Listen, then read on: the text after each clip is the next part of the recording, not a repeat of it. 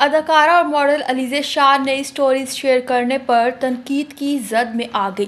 पाकिस्तान की मारूफ अदाकारा और model Aliza Shah social media पर नई स्टोरीज शेयर करने पर तनकीद की जद में आ गई। 24 साला अदाकारा को बोल्ड तर्ज ज़िंदगी के सबब अक्सर औकात ही तनकीद का सामना रहता है। इस तनकीद में शिद्दत इस वक्त आई जब अदाकारा ने अपना वाज़ेह तौर पर वज़न कम किया और कॉस्मेटिक सर्जरीज करवा ली, जिससे इनके चेहरे की मासूमियत में कमी आई। अदाकारा ने हाल ही में नई स्टोरीज अपने इंस्टाग्राम अकाउंट पर शेयर की हैं। इन स्टोरीज में अदाकारा अलीज़ा शाह को मगरबी लिबास पहने पाउट करते हुए सेल्फी वीडियो बनाते और शूटिंग के लिए तैयार होने के दौरान जूस पीते देखा जा सकता है।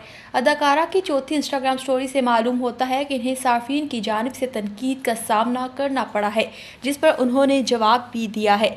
अलीज़ा शाह ने अपनी इंस्टाग्राम स्टोरी में लिखा कि रोज़ा रख कर मेरी स्टोरी देखने की क्या तुक है।